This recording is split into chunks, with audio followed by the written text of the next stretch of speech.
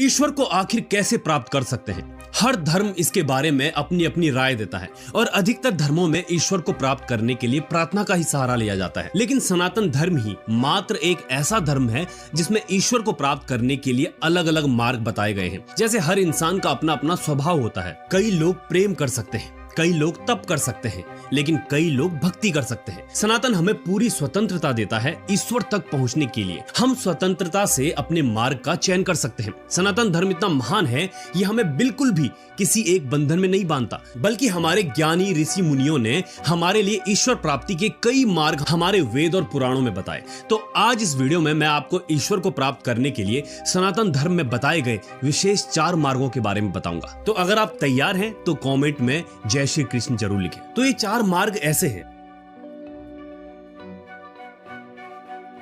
भक्ति योग, ज्ञान योग, कर्म योग और राजयोग।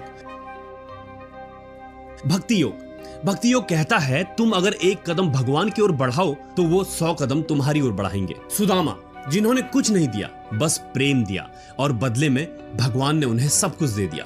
भक्ति योग का मतलब है ईश्वर से प्रेम करना, उसे अपना सब कुछ मानना और पूरे दिल से उसकी भक्ति में डूब जाना।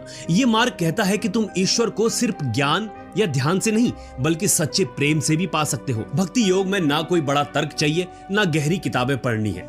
यहाँ दिल की सच्चाई ही सबसे बड़ा जरिया है। भक्ति योग के सबसे बड़े और प्रसिद्ध उदाहरण तो वो लोग हैं जिन्होंने ईश्वर को प्रेम, श्रद्धा और समर्पण से पाया और उनके जीवन खुद भक्ति का प्रतीक बन गए।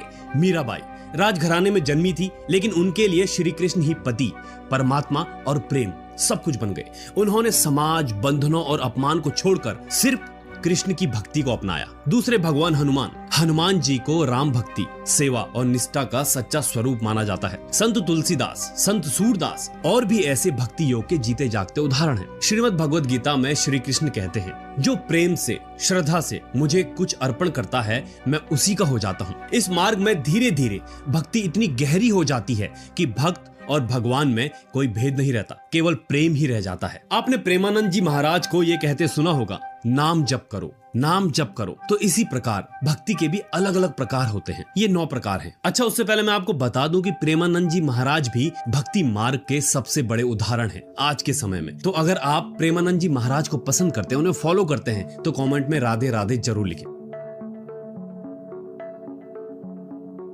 तो भक्ति मार्ग के जो 9 प्रकार हैं, उनमें पहला है श्रवण, हियरिंग, भगवान की महिमा, कथा और गुणों को सुनना, जैसे रामायण, भगवद गीता या कृष्ण लीला की कथाएं सुनना। दूसरा है कीर्तन, चैंटिंग,